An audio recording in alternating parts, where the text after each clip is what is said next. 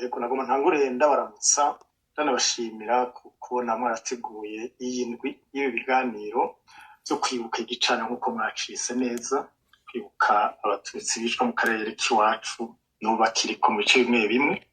Nkanashimira nabere kubitegura yuko mwana mu bintu bimeze neza, ijwi naho ritimeze neza nagomba kuvuga yuko nubwo rero nti kuba mwakoze rero kuba mwantumiye kugira ngo uno munsi warije nzana abarije mba ndamuke kuzana uwo muganda w'inkwi kugira ngo igicaniro ntikizime. Nuko nagomba kuba ngejeje kugira ngo ndamutse bagiteguye ikiganiro n'abariko baradukurikirana. Urakoze cyane Dr. kandi kuba waje ku isaha udacerewe ni byiza, nabyo nyine turabibashimiye. Nibutsa abantu bariho barasaba mic, mwaba mwihanganye tubanze tuganire hanyuma tuze kubaza nyuma yo kuganira. Dr. Emmanuel, udufasha uretse kuba tubona Emmanuel Nkurunziza nk'amazina yanyu, mwoba muri bande mu ncamake? Murakoze. Okay, jewe amazina nayo ndi Umurundi, yavukiye muri komine no mu ntara ya Mugamba mu gihugu c'u Burundi, hari mu mpera z'umwaka w'1970. Bigaca bisigura n'igituma nitwa Emmanuel Nkurunziza nushaka nico kimwe.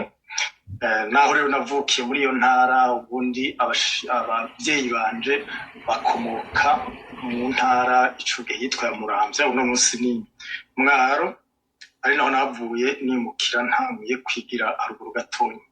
Rero Emmanuel Nkurunziza ninde? Nifuza kwidondora ku buryo bukwiye kuko nibaza ko ija no kudufasha kugira ngo dutahure agaseke ndabazanye uno munsi. Nitwa Nkurunziza Emmanuel, ndi mwene Ntagazwa wa Kanyabuha wa Tumuza wa Ruhamanyonga rwa Ntamba y'Abatutsi, bano bita Bitihinda, Abatutsi ba Munyu wa Bwaca bwa Barema wa Kiyanzi. Mubiharuye neza musanga nako tubiharuye umuryango wacu twidondora gushika atari mu mpera z'imyaka 1907 n'intango, impera y'1968 mu ntango z'1907 ndaja kuhagarara kwari kubaremereza amajambo. Nkurunziza rero yavukiye muri Mugamba, hanyuma yarize amashuri mato muri iyo komine, nako nayigiye muri Uburambi igice ca mbere, uhasigaye ari muri Buyengera aho narindi, ndayabandaniriza muri komine Matana aho ni muri Bururi, ariko nja gusozera ayo mashuri ndi muri Bisoro ni muri Mwaro, ariko arababwira yuno munsi ariko ico hitwa Muramvya. Ubundi ndaje ndahateba buhoro kubera biraja gufasha nkuko nabibabwiye gusobanura no kwakira ivyo ndabazaniye. Ndangije amashuri rero y'intango naciye ndayabandaniza ayisumbuye ku ishuri kurya Ateneo do Bujumbura, aho nagize igice ca mbere kirya bita cycle inférieur, hanyuma mbandaniza cycle supérieur kuri lycée de Rubanga ni mu ntara ya Bururi, kandi ndayatogeje nca niyandikisha nako ico baca bandugika mu gisata c'ururimi n'amayarwa y'icongereza, langue et littérature anglaise. Ndarangiza n'urupapuro rwa licence nk'uko babirutanye i Burundi. Nkiri ku mashuri nahavuye mbandanya, ariko haciyemo igihe mbandaniza no mu gihugu ca Canada, yagira ndi muri Canada mu gisagara ca Toronto. Nayabandanije rero ayisumbuye ku rwego rwa kaminuza kuri University of Western Ontario muri Ontario muri Canada, gisagara citwa London, aho nize programme ya maîtrise canke masters muri comparative literature, mu kuvuga kugereranya canke kwiga amayagwa hirya nino. Ndavuga ko umutsindo wa masters of arts in comparative literature. Amashuri nja kuyabandaniriza aho nyene kuri University of Western Ontario, ariko ndiko mvuga y'urwego rwa doctora, ariko ndakuyatogereza kuri kaminuza ya Toronto yitwa York University. Rero narangije ndahize ivyigwa vya etude francophone. Mu by'ukuri ico ni igisenge rimwo ivyigwa vyinshi. Jewe nari muri filière linguistique, nkaba rero nahakoreye ubushakashatsi nkibandanya kubiyagwa n'abacitse kw'icumi nakoze sur les témoignages des victimes du génocide au Burundi, ico nikijanye n'amashuri kuva mu ntango. Ibyo namariye igihugu n'amakungu naho maze kurangiza amashuri ya kaminuza ku Mutanga mu Congereza, narigishije hafi imyaka 3 icongereza kuri Petit Séminaire de Kanyosha i Bujumbura, hanyuma ndigisha kandi imyaka 3 kuri Université du Burundi muri ca gisata nyene cari carandamuye icongereza, nari assistant d'enseignement. Hanyuma ubwo nshikiye muri Canada narigishije nawe nyene kuri University of Western Ontario, mu nyuma nigisha York University, hanyuma mbandanya ibikorwa by'ubushakashatsi bushingiye kuraba ububisha bunyegezwa mu mvugo y'abakoze n'abanyegeza ihonyabwoko bijya twita discours négationniste et révisionniste. Ni navyo mwibandanya nkabibangikanya rero n'ibikorwa byo guhindura indimi kinshi bari mu Kirundi sha mu Gifaransa sha mu Kinyarwanda sha mu Gifaransa, cyane cyane ibishikirizwa ibivugwa n'abariko n'abahuye n'ihonyabwoko. Ibyo navyo subiye mu bushakashatsi gatonya nkabisangiza akenshi n'ibigo les centres de recherche. Ndi membre ndi muri International Association of Genocide Scholars, ishirahamwe ry'abahanga niko bavyita bisi yose bashimikira ku by'ihonyabwoko. Ndi kandi yose ndi membre wa Canadian Association of Translation Studies, cigwa ishirahamwe ry'abanyakanada bakurikiranye ivyigwa byo guhindura indimi. Hamwe rero naho ngira ngo nari guhava mperera ngo abenshi niho banzi. Nsanzwe ndongoye haraciye imyaka ndongoye ishirahamwe rigwanya ihonyabwoko ase genocide Shirimoso gisata ca Canada. Mpongera kandi muri ibyo nyene haraciye imyaka 2 twari dukije imyaka 2 dushinze ico twise musanze muzi radio yanyu radio Shirimoso, twayishinze kugira ngo duhe urubuga abakozwe ko n'ihonyabwoko, abacitse ku ihonyabwoko n'abandi barwanya ihonyabwoko bakumirwa bataronka aho bavugira ibyabashikiye cyangwa ngo bavugire abazize ihonyabwoko. Ntarandiriye rero ngira ngo mwitondoro urakwiye murakoze.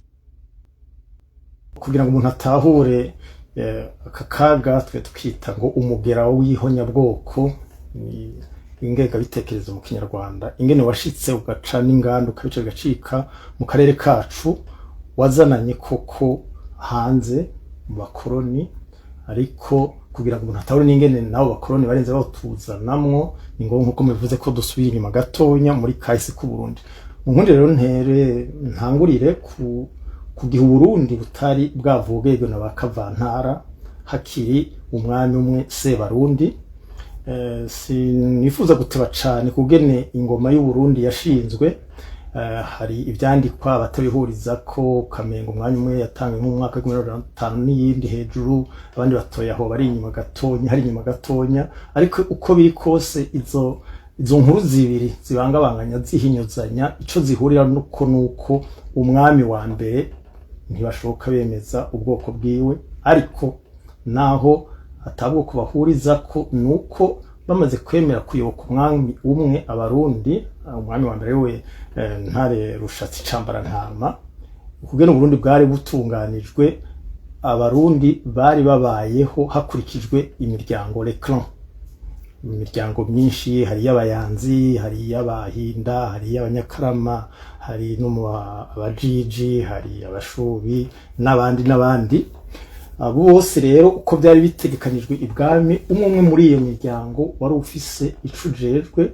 Ariko uko biri ataho bihakana, ahubwo ico duhera ko kugira ngo dukebure bamwe bohendwa ndaja kubashika, nuko umurundi yaramenya, bari bazi ko umunaka ari umuhutu ari umututsi.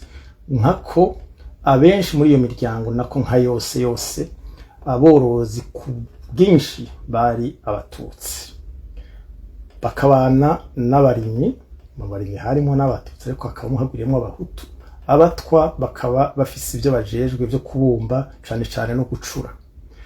Ibyo bikorwa bisanzwe bitanzwe canke bikorwa hakurikijwe imiryango, byagira aho bihurira byose kugira ngo igihugu kibandanye ari igihugu, nka kurya muri monde moderne bishika canke bitegerezwa forgeron nimba horaho bo bakihari les industriels n'abari muri secteur tertiaire bafise amabanki bafise n'izindi kompanyi bose bagira ico bahuriza ko haba mu gutanga amataxe haba no gukora izo service zituma igihugu kibananya ari igihugu mu Burundi rero ivyo vyose bafise aho bahuriye none agomba mu nkundire ndabice muri make nko mu ntwaro tere mu ntwaro nubwo twama twasomye muri zanzandiko z'abakoroni nk'abashikako ariko hari n'abarundi n'abanyamahanga babuye bazisubiramwo banashimitse intwaro y'u Burundi ntiyari yagacinyizo nkuko bavuga ngo hatwara abatutsi umwami yatwarirwa yarashigikiwe ubwami bwari buhagaze cane ku banyamabanga nkuko bavuga mu Gifaransa bavuga ko yari monarchie de droit divin no kuvuga yuko umwami yava ku mana n'ikimenyamenya bavuga yuko umukuru wono kwita chef religieux kiranga ariko twamwita mu Kirundi abarundi bemeza ko yari umukuru w'umwami bavukana n'umwami ivyo rero ndabivuze kugira ngo kimwe no kugira ngo umwami bavuge ko ageze ko naka yimikwa ngo umwami cyangwa ko umwami yarahari beze ko atanga yihubuka bise umusubirira iyo ngingo ntiyafatwa n'abatutsi yafatwa n'abanyamabanga bari abo umuryango w'abajiji n'abahanza hari kandi kiyana nivuze cuko ivyo bikorwa byose byakorwa by'ubworozi by'ubucuzi by'uburimyi haragera igihe ku mpera y'umwaka hakaba umunsi mukuru hambaye musanzwe muzi witwa umuganuro umuryango wose wo mu duce twose baraza bakazana ibivuye mu bikorwa byabo bakabizana ibwami aborozi barazana ingorore y'umwami abarimi abacuzi iki bose umuryango ku muryango bakashikana byo bashikana ibwami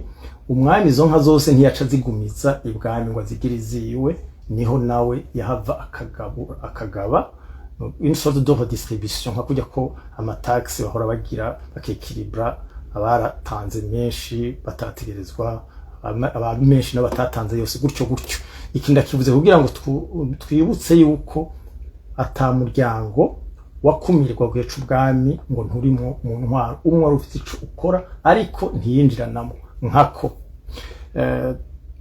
igihe navuga kare iyo naciye nari nkwiye kumenyesha kuko birimwo mu bindanga ibintu nakoze imyaka 33 nta kuntu novuga ko atari jewe naranavugije n'ingoma z'u Burundi naserukira no Burundi igihe kirekire izi rero ndazivuze kubera ngeze ku muganuro ingoma y'u Burundi nkuko yitwa Royaume du Burundi yari ifise ingoma Karyenda ariyo nkuru kinge nkuko babivuga u Burundi ariko ikagira na Rukinzo nyarukije ndevuze kubera la prêtresse ndamite gutyo la vestale du tambour royal Karyenda yari umuhudukazi wo mu muryango w'abashubi ubu mu gihe c'umuganuro ko umwaka wa mu mpera z'umwaka nka 12 gutyo hariho umugenzo yaho yagera imbavu ntiyabirwa umwami yaragera imbavu n'uwo mugore n'umukobwa nako ntashobora kuba umugore ko yaguma ari sugi nyarongo mwumva ko baba bavuga ngo umwami ariko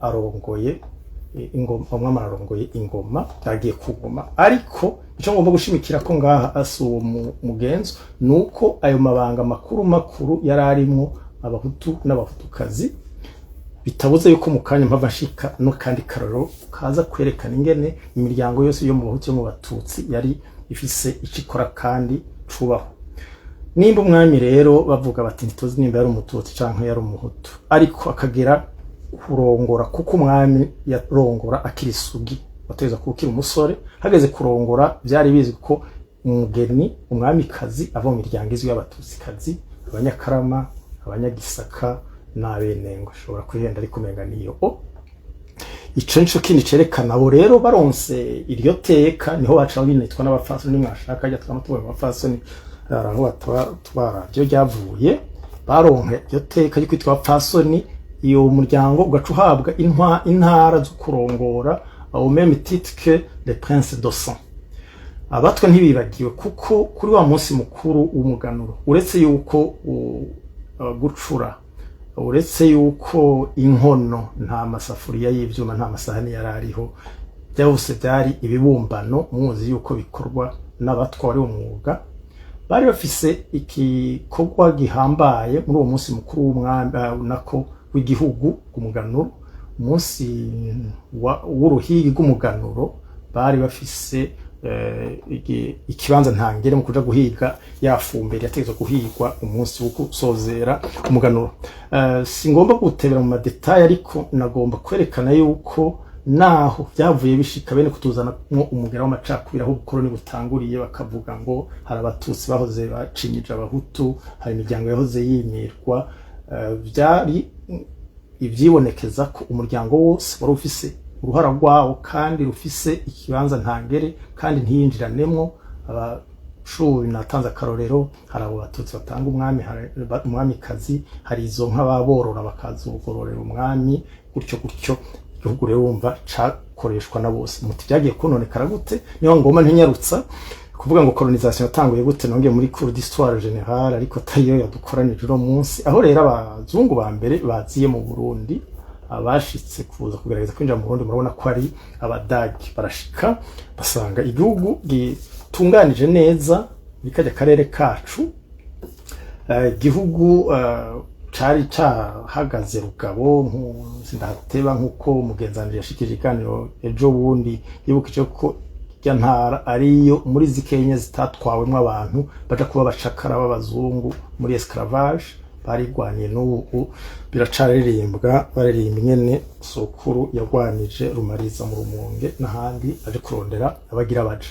Bashika rero basanga igihugu cubatse neza, organisation politique, ariko kubera umukoroni aje gufata mpiri abarundi n'izindi ntara yashira imbere bibiri, yashira imbere idini, bategerezwa kubanza gufukamika ubwami umwami. Ariko rero mu Burundi tutarashikaho umwami abatizwa, ko byaratevye cane gose, tumaje kubibona nuko umuzungu wa mbere, trace ya mbere dufise yaho ubwoko bw'abatutsi, ndavyite uko biri, bwatutswe, bwagirijwe ko bucinyiza abandi, yari ibyandiko by'umudagi yitwa Hans Meyer mu gitabo ciwe yasohoye mu mwaka wa 1916, yise Die Barundi, ngo ni mu kidagi, sindakivuga mu gifaransa, bagiye guhindura batevye, kandi na Emile Moromen, pardon, navugwe na Jean-Pierre Chrétien mu 1984 bacita les Barundi. Bref, ku rupapuro rero rwa 27 niho nafashe havuga notanga ko akarorero. Uwo Hans Meyer yavuga mu nkundirizo mu gifaransa, yavuga ko je cite donc tant que les Batutsi seront les maîtres du pays, un essor intellectuel et culturel du peuple Barundi demeure impossible. Alors turi kuri iyo page 27, akavuga ngo car seul ce bas niveau des Bahutu maintenu au cours d'un isolement séculaire assure la domination des Batutsi. Iyo ni lecture y'umudagi afise cari yagamije cakindi bita divide et impera. Hanyuma ariko ahavuye abadagi muri ntibatevye mu Burundi, bahashitse 1896 abarundi barabaresista ko baragwanye. 1993 baratinda barasinyana ry'amasezerano y'ikiganda yuko bemeranije ibyo bemeranije, aho sinda hateba ngomba nyarutse nshikaho bakuwe mu Burundi n'ababirigi mu 1914 mu by'ukuri batewe 14, ariko 1916 abadagi bari birukanye mu Burundi, ariko abazungu b'ababirigi baje gushinga imizi mu 1919. Très rapidement, iyo ryambere ryagwiriye, murumva hamaze kuba iyo travail yo kudefrisha ikono bivuga yakozwe n'aba Allemand, ariko murabona ko baza main dans la main avec les missionnaires bari baguriye nk'aba Père Blanc, baca bagira mu 2025 bubiri gumaze kuganza neza Uburundi, igihe bwari bamaze no kuburatasha au Congo belge umugani wabo, basohora itegeko le 21 août 1925 rikura mu mabanga y'ubutware abatware bose b'abahutu.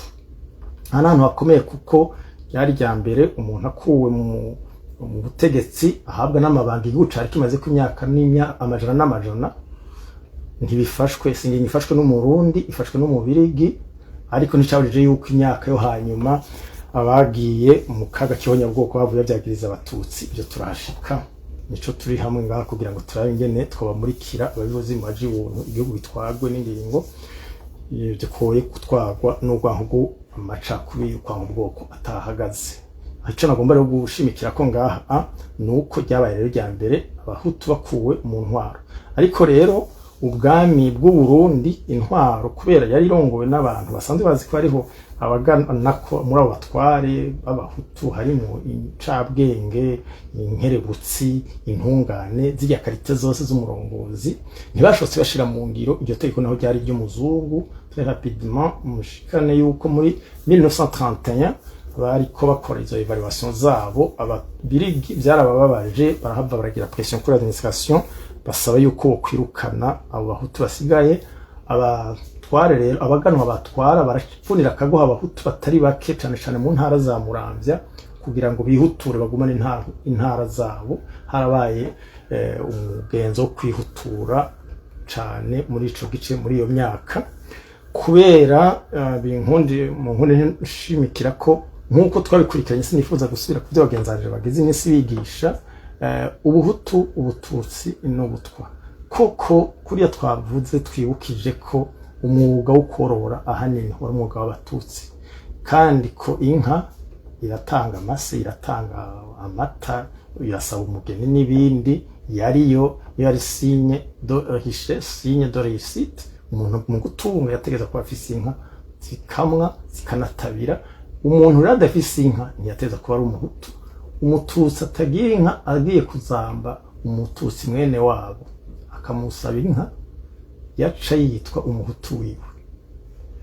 Dola s'est développé en amalgame yuko kubera umuntu usabishije ukamugabira inka aca kubaha nkuko bigeye nkuko vyagenda, byaranyarutse byarafashije kugira ngo abagomba guca bateranya umuhutu ka ndabwita ubwoko, ndazi ko ari ijambo rigora bamwe, dushaka mu wita umurwi canke ikirwi, abo mu bahutu ka bwoko n'abahutu bacitse abahutu kubera yabaye umusavyi w'umututsi kanaka. Kubera rero ya relation ndayita verticale iri hagati ya shebuja n'umuhutu wiwe, baca bayigirira mapping vyihuta ku muhutu w'ubwoko.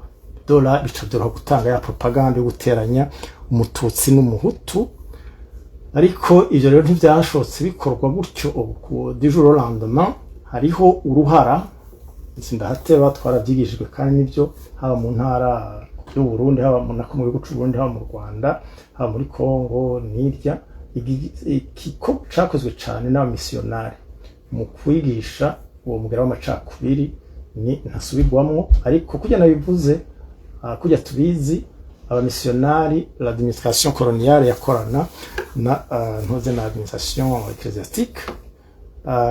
Mu nkundi rero nerekana ikintu gihambaye cuko mu gihe kujya twabikurikiranye dusanzwe tubizi mu Rwanda umwami yariko Musinga ndibaza hamwe yanse kubatizwa. Mu Burundi umwami w'u Burundi Mwambutsa Rubangisha, Mwambutsa Bangiricenge, nubwo yagiye ku ngoma kiri imfyufyu no kuva kiri très mineur, il avait à peine 3 ans, 1915, mwumva kugeza mu myaka ya 20 na ihera na 30 yaragifashwa, yagifise abaganwa mu fasha gutwara igihugu. Arenganye yageze muri adolescence rero baragomba kumutegeka ko yoba umukirisu. Mwambutsa arabihakana, banavuga mbere ahubwo yuko yaciye ashimko yopfuma w'umuswahili, ari naho mumaze kumva ko rero n'abamusirino bamutazira Juma. So gutera inkuru ikindi ko ndakikerekana yuko hariho kumvo zo kutagomba kunanira, mona ko mu Burundi shigwe no mu Rwanda bagira bati nta mwami yonamira uwundi. Ibyo ukirisu cyo kwemera Imana umuntu aba yarabishira ruhande, igico gushigikira ko nicuko la colonisation yakora main dans la main na l'administration coloniale. Iki rero mvuze ce uruhara rw'amaseminari, nubwo umwami atari yabatijwe, hariho ikintu gihambaye. Mu mwaka wa 1929 bari bamaze gusenyura wa munsi mukuru w'umuganuro navuze wuko ari wo werekana l'unité du pays ihagaze kuri l'harmonie entre les composantes z'abahutu, z'abatutsi n'abatwa. Duca rero tunyarutsa, ariko urumva amashuri aba yaramaze kubakwa naho yari makenya. Harabiga mu mashuri cane cane habanje amaseminari, bayireka ziriya za mbere zo mu 1910 1902 nizo ekole za alphabetisation za mbere, 1911 hari seminari 1926. ivyo ntaco bihagaze. Ico nagomba kuvuga nuko abaseminari cane bari mu ba intellectuel ba mbere, ariko l'administration coloniale yaraforma aba auxiliaire, niho hari irya shuri ya Strida. Umwe rero mu ba birigi yarongoye Burundi, Pierre Ryckmans, yaranditse igitabo gisohoka mu 1953. Nico ngomba gushimikira ko kugira ngo dushikaho za ncabwenge zari zigishijwe n'abazungu kugira zibafashe gutwara, zahavuye zifatwa na wa mugera w'amacakubiri. Uwo muzungu rero abaye Pierre Ryckmans, muri ico gitabo ciwe yise une page d'histoire coloniale, l'occupation allemande dans le Burundi, gisohoka mu 1953, yavuze ati ni nko ku rupapuro rwa 200, ushobora kubisoma, ariko nubwo no yego naco kundazi ko twumva igifaransa benshi nagira ngo twese nukumva ni gitabo nk'uko umuntu yagaragaje guca muri make, ariko agerageza kukekeza kugaya abadagi nyene bavyifashemo nayo mu Burundi. Donc agira ati quand on ne peut régner autrement, il faut bien qu'on divise pour y parvenir. Mais dans le Burundi, ce n'est pas nécessaire. Les souvenirs de la révolte du centre de révolte impossible, mon Charles Simbani, aho abarundi bari birevolse muri 1934. Alors agaca Simba rero akavuga ati dans le Burundi, je saute un peu, voilà, assez de causes, donc il y a assez de causes de dissension. Assez de causes de dissension existent qu'une diplomatie habile doit adoucir et qu'il sera toujours temps d'exploiter si jamais le besoin s'en faisait sentir. Batutsi et Bahutu, branche dissidente de la famille royale, n'ibindi. Ingarukije ngaha kugira ngo nerekane ko kuriya twabibonye hakiri abadagi bagishika, intwaro y'ababirigi twerekanye ko yirukanye abategetsi b'Abahutu, ariko no mu nyuma bagira bati turangirije ngaha, alors moment venu tuzobikoresha. Niho haho rero abarundi bavyuriye umutwe nk'ayandi les autres peuples africains après la conférence de Bandung de 1955, abantu bakangukiye ko bien sûr sous la houlette de l'Organisation des Nations Unies yari imaze imyaka 10-45 bafite harakenera ko twitwarirwa n'abacu. Abarundi hageze ko basaba ukwigenga, independence, mwarabonye turabizi mu Rwanda niho byahereye, kuko twatwagwa ari Rwanda Urundi. Au Burundi siho bameneye, ce n'est pas du chauvinisme, mais gituma bameneye mu Rwanda simbuze ko atari bari uni, la réussite entre guillemets de la division Hutu-Tutsi igihe l'administration coloniale belge ishuhuriye aba Parmehutu, donc abahutu ramase Hutu ku Batutsi babice babaturirira amazu babangaze. Mu Burundi ça n'a pas réussi kubera iki? Simplement abategetsi bari bahari, uwo mwami yari ahari na conseil du royal yari ihari, baramaze akanya gatonya bagira bati virus Rwanda ntiyo dushikira, kandi abanyarwanda bahungiye mu Burundi, umuntu ashitse azanye amagorwa gutashoboye guhunga n'inka ziwe ati bazinyije canke bantuririye, umuntu yarategerezwa kwiyumvira kabiri imbere yuko abandanya atwaranya abahururu. Ariko ntihabura rero abarundi très malheureusement mu bwoko bw'abahutu bagiye muri iyo nzira kubera bari bashigikiwe na administration coloniale iri enfin en perte de vitesse. C'est ainsi que les noms tristement célèbres, il faut qu'on le dise ainsi, dufate nka Mirerekano Paul, niho tunyarutse tugaha dushika kuri période donc ya post-indépendance en 62. Turonse indépendance barayibisha umwami nako umwana w'umwami premier ministre yishwe na administration coloniale belge.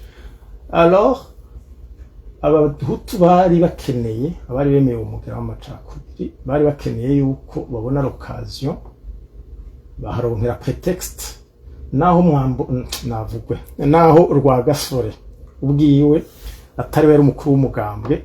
À sa disparition hariho en courant au sein de l'UPRONA qui était le parti yarayitsinze amatora yashikanye Burundi kwikukira.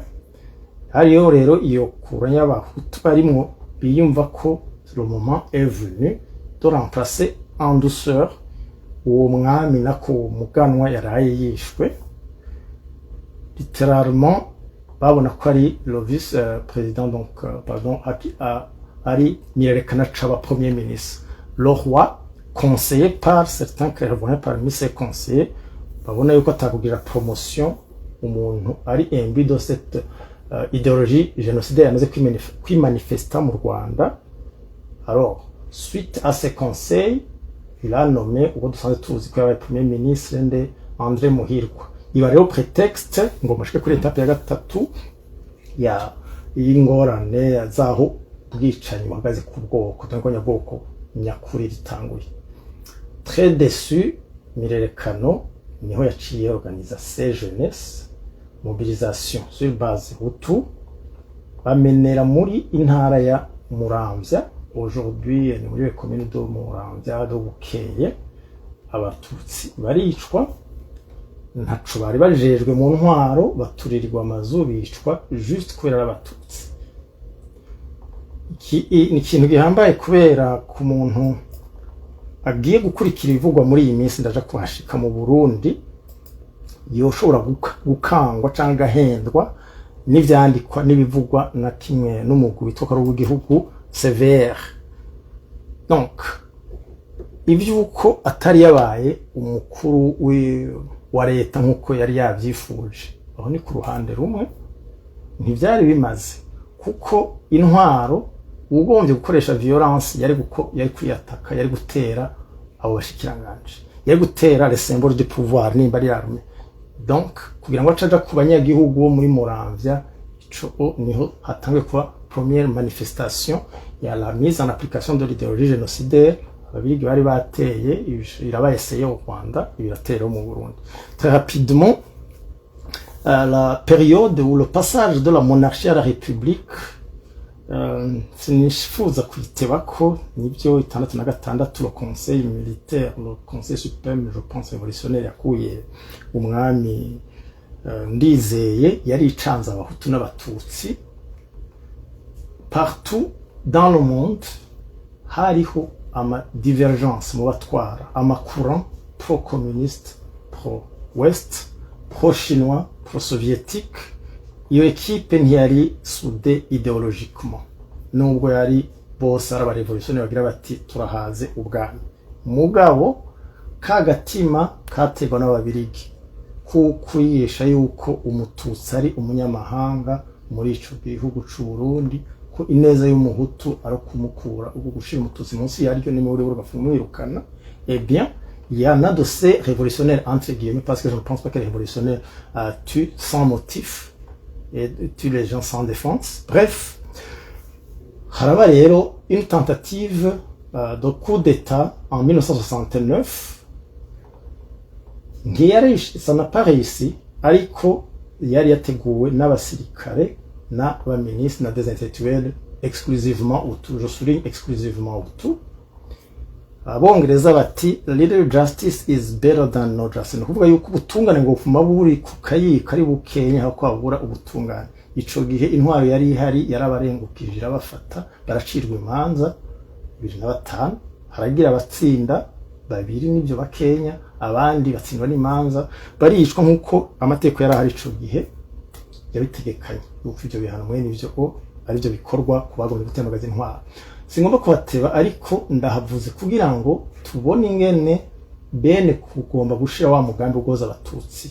C'est-à-dire tukiri muri indépendance, j'ai sauté très malheureusement cette étape-là en 1900 dans la période d'accession à l'indépendance. Le principal parti d'opposition d'obédience Hutu ubundi yari yabaye fondé par un Belge, Albert Morse. C'était en 1960. Petite parenthèse, il était tellement radical que cet Albert Morse, à la défaite de son parti, ou plutôt à la victoire de l'Ukrona en septembre 1961, il s'est donné la mort en se tirant une balle dans la tête. Le parti du peuple, PP, Nobi Kihari, qui aura une part active muri génocide y'abatutsi post-indépendance, irimo rero ndayimentionne pour montrer que l'élite burundaise yari irimo des gens imbus de l'idéologie génocidaire. De là à ce qu'on en trouve qui continuent à travailler sur ce programme. Par ailleurs, suivant les enseignements de la puissance coloniale, 72, c'est la principale période où, ayant mobilisé d'abord et surtout, le rôle des syndicats chrétiens, le rôle de l'église chrétienne, abakiriso batwumve neza kariho karavugwa. Par contre, icyo ngomba kurenza ko nuko bwabo yama courant idéologique yari en compétition et dans le monde et partant dans la sous-région iwacu, les mobilisateurs pour cette idéologie génocidaire anti-tutsi baravyifashishije cane, notamment les armes, les financements, les entraînements zakozwe ahanini bita ko bariko baformer des révolutionnaires. Umugambwe nimba yari parme hutu mu Rwanda, mu Burundi wagiye kwevoriwa, abantu barahenzwe gatonya dans les étudiants, parmi les étudiants burundais bevoriwa muri Europe, hariho d'accord une EBA très forte, très activement, très politiquement active avant avant l'avènement de la République en 66 par les acteurs. Ariko la tendance utu yagiye kwaduka sabwe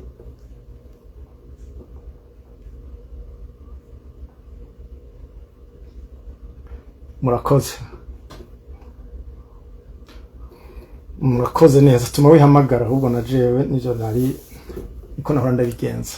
Icyo nagomba kuvuga nuko twashitse igihe muri bamwe twari tuzi ko abarondera amajambere revolutionnaire, ngabukanye igifaransa murantunga, hariho hagumye hinyegeza abafise kagatima atari kuguheza abatutsi, ku buryo rero hari cagiye kumara imyaka n'uno munsi arabakicihenda ko imwe mu mivema y'abanyeshuri b'abahutu, mouvement des étudiants progressistes, twari tuzi ngo ni progressiste barundi, mu by'ukuri yari mouvement progressiste bahutu, nk'uko twahavuye tubirondera tukabisanga muri television Suisse, mu kiganiro cabo batanze mu 2005 z'ukwicumi mu 1973. Ariko ubu n'aho murabuma muri literature yo mu byanditswe byose ku Burundi, kuri kasi ku Burundi, kubera abatwara batagombye kwerekana ko ari abagumye agatima atari kukumara abatutsi, ndaje kubashika mwumva ingene ibintu byari bitawe ko abantu binyegeza mu majambere ariko bakitiranya amajambere no kunyubwo bw'abatutsi. Gutyo rero niho nariko nerekana ingene ngomba nerekana ingene 72 byashitse. Intwaro yari ihari nubwo yitwa ko nubwo yari irongoye ntiyitwa n'umututsi, yari ifise intege nke zayo ziva ku butunzi buke, ziva cane ku muryango uri hagati y'abatwara bafi intara. Hamwe kare nigera kubabwira ntisi kugira ngo ndabarambire, kugira ndababwire iyo nize niyo nakuriye, kuba nakuriye mu ntara kanaka navukiye mu ntara kanaka ngakurira mu yindi ngakora mu yinaka, byaramfashije gutahura cane ingene umuntu ashobora kuzira ubusa canke akankira uwundi ubusa ku bintu bitagira bihagaze, nico gituma bari ubusa. Gutyo rero iyo ntwaro ifite utunenge n'intege nke zayo z'uko bariko baryana ari bamwe, abicanyi b'abahutu bategura ibonyabwoko by'abatutsi ya 72 baje kubatera kuko twabishikirijwe ejo bundi n'umushinga nkaze none icaye nzi mu kiganiro yahaye ase genocide ay Toronto muri 2014, yamyana bisubiyemo mu Burundi. N'igihe cambere abo bigitangura abagwana shaka bo muri yitwa ubu umugambi wakoze w'u Burundi bagombye guhornya abatutsi, intwaro yabanje kwibaza ko bo barabagomba kugarukana umwami cane ahanda hamagaze kubera 72 niwo mwaka ihonyabwoko ry'abatutsi ryahatswe gukunda mu bice bimwe barabahoneje mu ntara z'ubumanuko yari Bururi. Iyo mvuze Bururi yico gihe abarundi bongera barabibona, ariko barutse bubasha kuba tebona no kuvuga Rumonge y'uno munsi, Bururi, Makamba. Hanyuma rero duca bituma haraye ijambo rivuga ngo gusimbiza, je mvuga ngo reka ntera intambwe nje imbere nerekane ingene rero intwaro yavyifashemo ukutariko, nubwo musubiramo nubwo yari irongowe na bene guhirwa. Kuba intwaro itagendera ku mategeko yo muri ino minsi nibisanzwe, ariko nta tegeko nta manza zaciwe ngo abantu baje imbere y'intahe bagirizwe batsindwe kubera bagombye guhornya abandi. Nimba zitagenze uko naho bene guca mu myanya y'intoki ubutegetsi bwari ko buhosha abagomba guhornya abatutsi, ndiko mvugira 2023 niho bahereye kwigisha ko ataho nyabwoko rero bagombye gukorera abatutsi ahubwo yari intwaro yagombye kuhonya abahutu. Biba rero biroroshe yuko ka gatima kari kurandurwa n'amategeko, ka gatima kari kurandurwa n'ibihano na kirazira, kuko ce sera le plus jamais ça. Byarabangutse rero yuko mu mwaka w'igihumbi magana cenda na mirongo tubanze duhere kuri inani na rimwe, kuko nta wovuga ingene abatutsi bo mu makomine ya Ntega, Marangara n'izindi zitanu ziri ruhande naho zitavugwa cane bagiye kwicwa muri 1998 atavuze bene kwica iyo bazananye. Paripehutu yashinzwe 80 ishingiye mu makambi y'impunzi z'abahutu zo muri Tanzania. Byayoroheye kubera nubwo bari bahungiye ku bwinshi mu Rwanda. Hariho uwo mugenzi wanje yadushikije iganiro aratubwira amaseminari yo mu Rwanda uruhara rwayo mu kuradikaliza, mu kuha ikibanza, mu guha pepiniere ituta uvomera urwango rw'abatutsi, no kuvuga gutegura nyabwoko. Harageze igihe gatonya hajya bavuga mu Kirundi bati igihugu kiri mu mugabo na nsisi yotera kakaje iranyegera. Wararongoye Burundi mu 76 gushika 87 yitwa Jean Baptiste Bagaza. Nyine rero Jean Baptiste Bagaza 79 yarahinduriye uwari warongoye u Rwanda, yamushuhuriye ko abanyarwanda bita impirimbanyi, abo bantu bitwa ko ariko bagwanira abahutu bari bahungiye mu Rwanda, amubwira ko yabamushuhuriye ko n'impaka, ku buryo naho intwaro ya Habyarimana yari ishigikiye cyane iyo mibare yari yabahaye ubwo buryo bwo kwinjira mu nama y'abakuru b'igihugu kugira ngo baze gutukira yo umukuru w'igihugu cy'u Burundi. Yarabarungitse irerukanamwo bakenya abarongozi cyane birukanira mu Rwanda, yo mu Rwanda basha muri Tanzania. Cini cyo nagomba kumuce mwumva ingene mu kwa kane kuri 1980 hashinzwe Paripehutu. Paripehutu zinaniye nyene Parti pour la libération du peuple hutu, libération du prétexte. Muraja kubona nkuko musanzwe mubizi noneho ico bita liberation. Nico gituma rero nagize nti sinovuga 8 aho basubiye kugerageza kumara abatutsi bahereye mu buraruko bw'u Rwanda, naho nyene bashigikiwe boroherejwe n'intwaro ya Habyarimana. Twirwa turasubiramwo ibyo yakoreye abatutsi. Ico gihe rero nukubera niho nagomba gushimikira, bararonse akaje kukwigisha, bararonse akaje kukubesha ko ari intwaro y'abatutsi yabashinja, biribagiranwa mu byandikwa mu bivugwa mu isi yose ahanini yuko hari abahutu bagombye kumara abatutsi mu Burundi bitwa ubu. 8 rero baraje barisha abatutsi ku bwinshi muri Ntega, Marangara. Koko nkuko bigenda intwaro yari ihari irahava iraza gutabara, ariko nkuko abakuze babizi nkuko tubisoma mu bice bimwe nako henshi yagiye kutabara abatutsi bahunye cyane mu gice ca Ntega, naho icaba byandika ukundi cavuga ukundi uno munsi abiyita ngo severe, no kuvuga mu kuvuga kuri no kunywanisha abarundi data wanje. Iyo mvuze ngo data wanje no kuvuga soi-disant mu Gifaransa cyangwa witwako, nuko murantunga ca Gifaransa gikomeza kinyinjirana mu mvugo. Nubwo rero harabivuga gutyo, nagomba shimikire kugene 8 naho ku gitigiri sinovuga ngo atari byo byari byinshi, kuko n'umuntu nawe yopfa ari umwe ziri ubwoko bwewe babaje. Niho habereye akaga, niho guba yubamiye nkuko mu Kirundi babivuga, kubera intwaro yari ihari.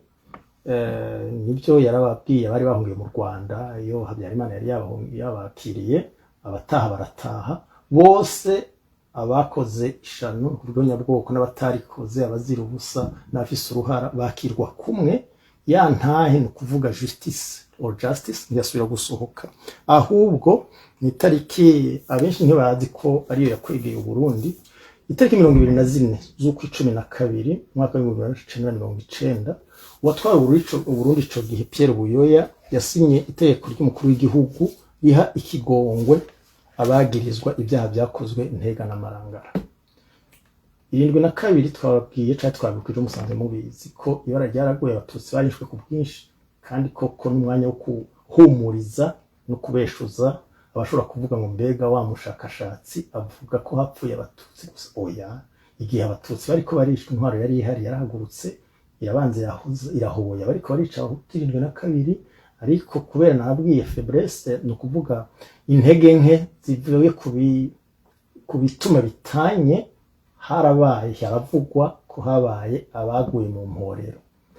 ubwinshi sibwo mpagarara ko ico nari mpagaze ko no kugira ngo mpumurize no kugira ngo ntitubabazwa n'abandi baba bapfuye bazira ivyo batakweze. Ndagarutse rero 90 aho 90 mvuze ko ariho rya mbere nk'uko kwa 12 tariki 24 Uburundi uretse ko butari bw'abaciriye imanza n'inzira na kabiri bagombye gonye batutse ahubwo intwari igira iti tubahaye ikigongo. Muri ico gihe rero nta gitangaje kiri.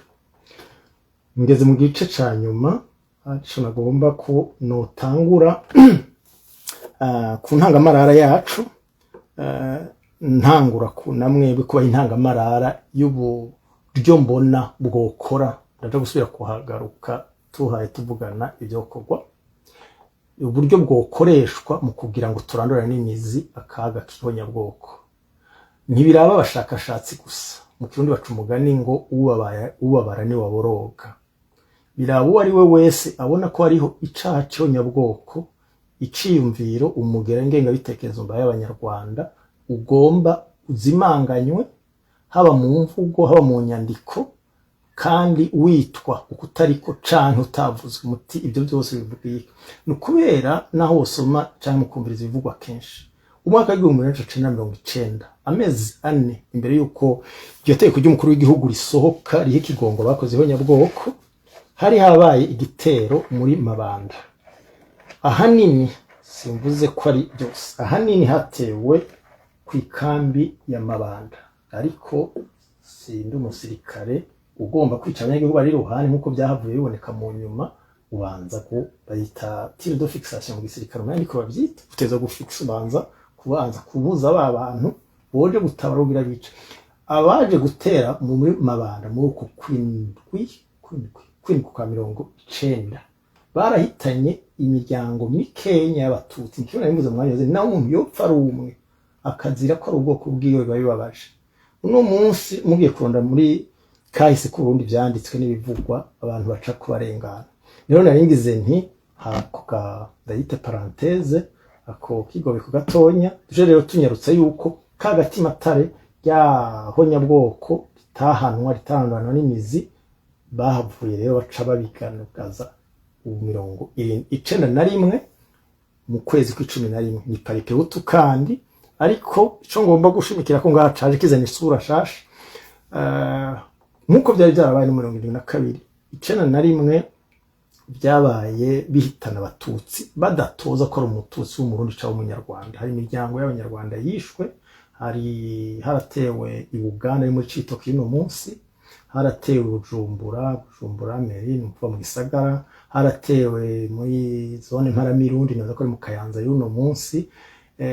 Musubire ndashimikire igitigiri abagomba guhagarara ko bayita nimwe mu forme de mitigation murango kuri ca Gifaransa, nabo bagomba kugira inyorosha cyaha yo kugabanya icyaha uburemere bw'icaha bakozeho nyabwoko. 91 rero niho handi Burundi bwatewe n'abagomba kumara abatutsi. Buraca kabiri hoho imigambo yasubiye kuba yose, kuko ubu ngo mashike ku ruhara rw'abanyapolitiki ariko bamane ko ndavuga, kuko hoho nkuko byagenze haba mu nteguro yavyo, haba no kubishira mu ngiro, haba no mu kubigita uko bitari, no kuvuga kuvyita ibikorwa vya politike, habonetse cane uruhara rw'abanyapolitike. Mbere nikija kubabaza mu nyuma n'abanyapolitike muri bwoko bw'abatutsi bamwe bari mu bahirwa.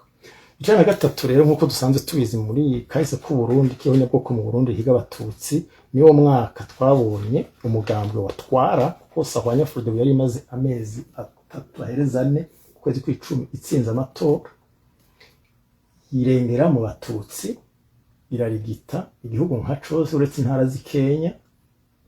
Uko byagenze ntavuze ngo hari hapfuye hari hishwe umukuru w'igihugu, simvuga yuko decapita basi Gifaransa guca umutwe inzego z'igihugu ko atari icaha, nkako ababikoze baraciriwe imanza n'ubu baracazicirwa nabi canke neza. Ico sico kitu hagaritse ngaha muri uyu mwanya tuje kugishika ko munyu.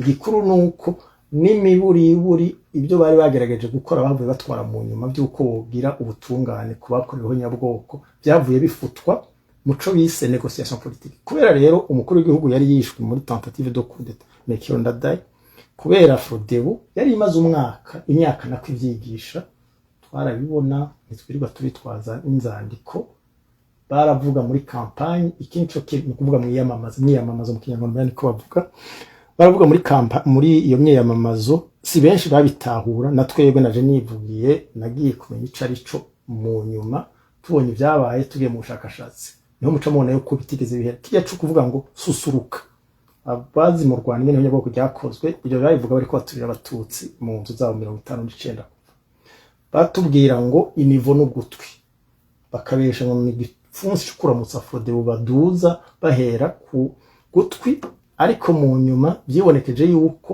bama bapima mu mvura idahita, niko bahita mu Kirundi tempered, no kuvuga mu musaya, aho umuntu hakubise utiriwe nakubita n'umusaya ashobora guca arambarara. Nico rero ndiko ntagakararo yuko yabaye intambuko idasanzwe, aho ibikorwa byo gushira mu ngiro nyabwoko vyiswe ko ari politique. Frodebu yikoze ko no muri bikenya byo kugerageza gutanga ubutungane muri bakaya byashoboye gufatwa bakaburanishwa hagati ya za 1994 gushika barekugwe muri masezerano yarusha, bavuga ko bahenzwe, nabyo bo byananiye kwitwara, abandi nabo bakavuga ko kwari kubera wishe umukuru w'igihugu. Wishe umukuru w'igihugu sinzi gituma no uvuze ngo sinzi, ubugiye muri ya mvugo izimanganya ibintu, ntutegerezwa gucuja kwica umwana w'uruhinda cyangwa ufumozi nde mututsikazi atatwara. Kirero nta ibyitigiri turaje kubigaraka kuri ubu, nagomba mvuge ko icana gatatu mu myaka yakurikiye Frodebu ikozeho nyabwoko yishimikiza ngo ibikorwa bya politike byo kurwanya byo guhora umukuru w'igihugu ndagahashimikire, naho mu bindi bihugu ari abakuru b'igihugu bamabishwe naho tuzi baca bica abo mu bwoko bwa nyene kwagirizwa kumwica.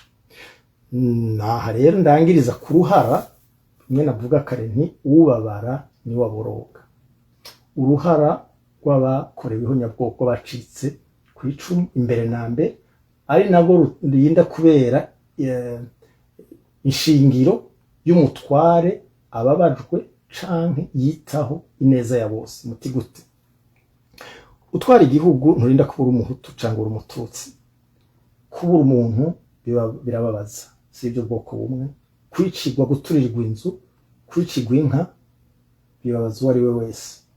Nibyo byasaba yuko uwuhana ico caha atategezwa kuraba ngo cyakozwe na naka cyakozwe na naka. Sindiko nigisha ubutungane, nariko ntangiye intangamara kugira ngo ushike kukugene abanyapolitike b'abarundi, ahamvuze ngo ubabazwa ubabara ni waboroga.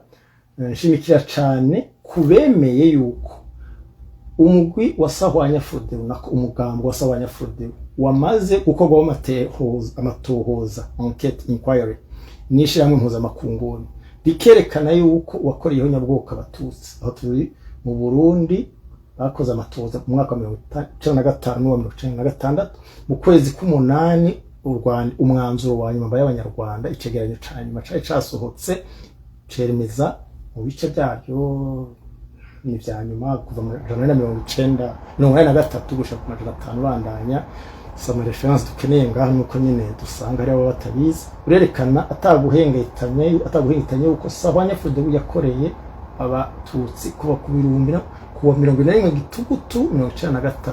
Gitugutu ni mu kwicumi abo batazi Kirundi. Abo bantu rero mumaze guca muvuga muti niko igihugu caraguye mu manga, umukuru w'igihugu yarishwe, dutegerezwa gusubizaho ubutegetsi butowe bwemewe na bose.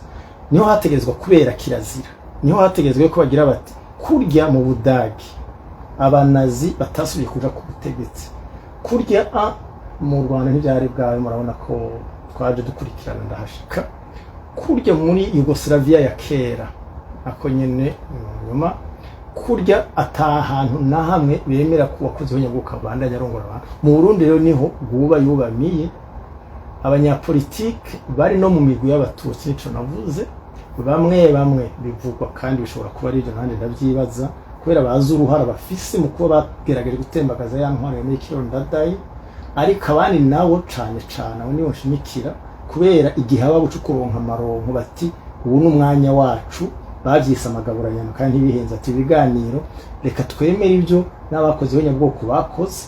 Amasezerano yarusha y'ibihumbi 2000 mu Burundi yarondera amahoro mu Burundi, avize intangamarara ibangabanganisha kuvuga ishira ku rugero rumwe abakoze ihonyabwoko ku ruhande rumwe n'abo baba baratwaye intwaro bime bibanza abo mu bundi bwoko bw'abahutu ku rundi ruhande baca rero byose bavyita ngo kubera twemeza ko muri kahise hakorewe ihonyabwoko bose mu Burundi. Ico ni kinyoma, sinshobora kuronka inguvu zikwiye n'umwanya ukwiye kubishimikira kuko igihugu gikorwa n'ubutungane, ubutungane bukorwa n'ukuri, ukuri nako ugasaba yuko ikintu cera citwa icera, umuntu yishe umututsi amuhora ko ari ubwoko bwiwe, ce n'est pas un acte politique, ni kiba nya politique. Ngaho rero aho Uburundi bwagiriye muri ibwina, nagira mvuge descente aux enfers. Banyumve neza, iyo mvuze ngo Arusha ni Uburundi bwagiriye ibwina, simvuze ko atabiganiro byari bikwiye kubaho, intambara abatase bose bama baganira, ariko haraba kirazira.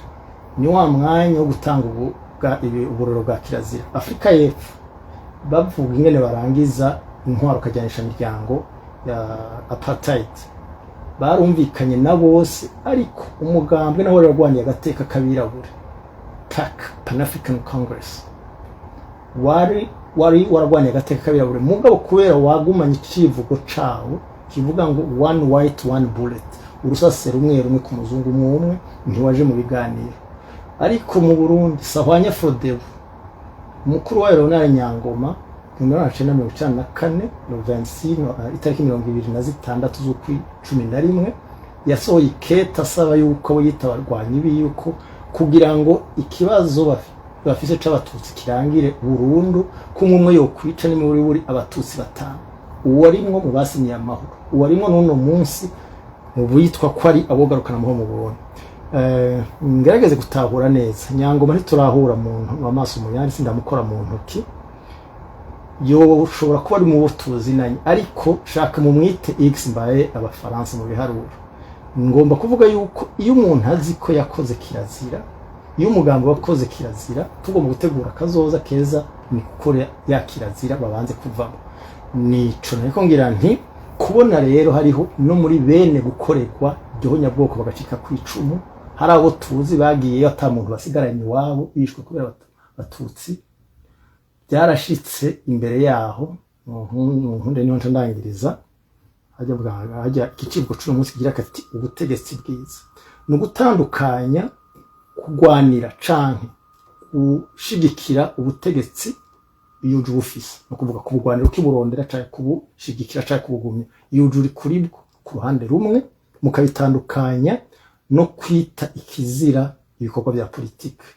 Nahahagaze nsubire ndahashimikire, icaha c'ihonyabwoko nticyategerezwa naho ivyo byabaye mu Burundi ko citwa ibikorwa bya politike. Ni mwanya wo gukobetira kagohe abarundi barekeranye itariki 25 z'ukwezi kwa gatatu 1998, ibiro vy'umukuru w'igihugu cy'u Burundi hatwara umutuzi data wacu Pierre Buyoya, naho mu nyuma umenga bavuye babitohoza bagasanga n'umuhutu. Ico nta nakimwe bitwaye, naho yari ko ari umutwa canke umunyamahanga yabaye naturaliste atwaye gutyo. Ubuhanuzi bw'iyo mu biro by'ubuhanuzi bushinzwe guhanahana amakuru, biro chargé de la coordination des services, non, chargé des services de sécurité, donc ibiro bijejwe buraba ibikorwa byo gukingira by'umutekano, basohoye itegeko rivuga yuko kuva uyu munsi abantu bavuga ihonyabwoko, bagwanya ihonyabwoko, bagiye ku rutonde rw'abatera umudugararo mu gihugu. Sabwe amhaye ya telefone hano, ariko je ndi hano ubuhoga nto ni telefone yari yugaye murantunge, reka nsubiremwo iyo phrase sinzabona iryo byungana, sinzabona rindangirije.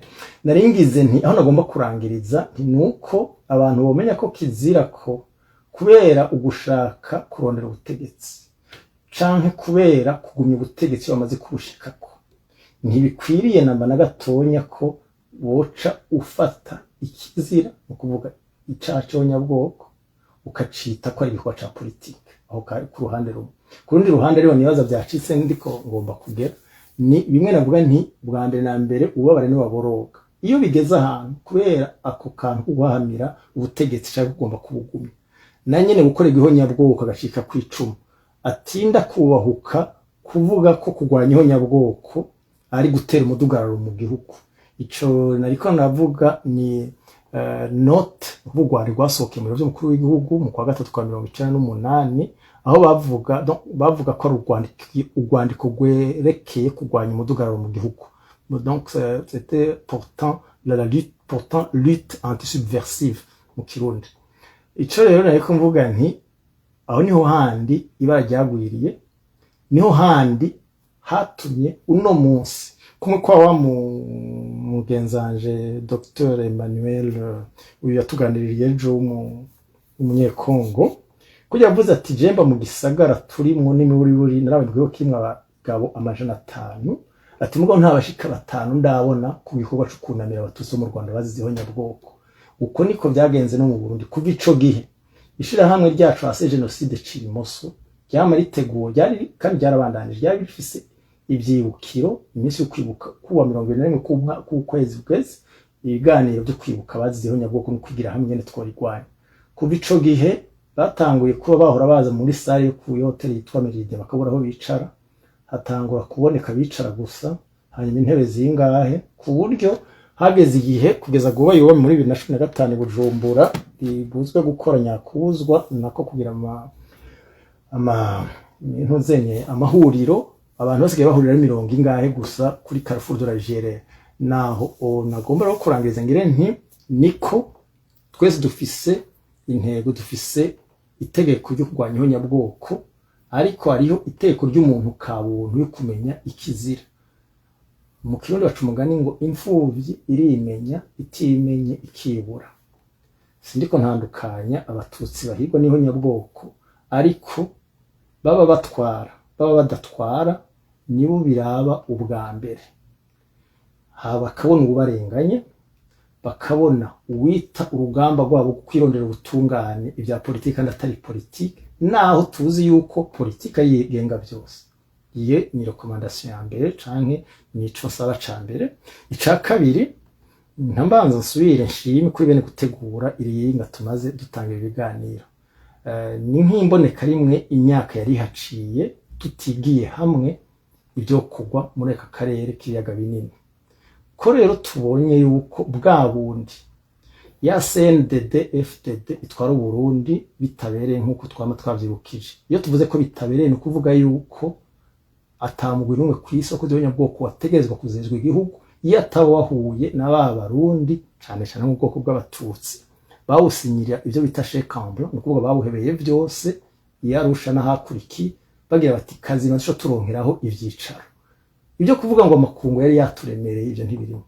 Reka rero ngaruka naringeza ningeze nti ubwa kabiri uno munsi roko tunezerewe duhimbawe nuko tugiye twashira ivyumviro hamwe tukigira hamwe kirazira yo mu karere kacu. Ni kubera twabonye ku ruhande rumwe CNDD twara Burundi yarakoze nyabwoko mu Burundi kibandanya iti ntibimaze ikibandanya he muri Zaire muri Congo nta gishasha yagiye gukora hariya.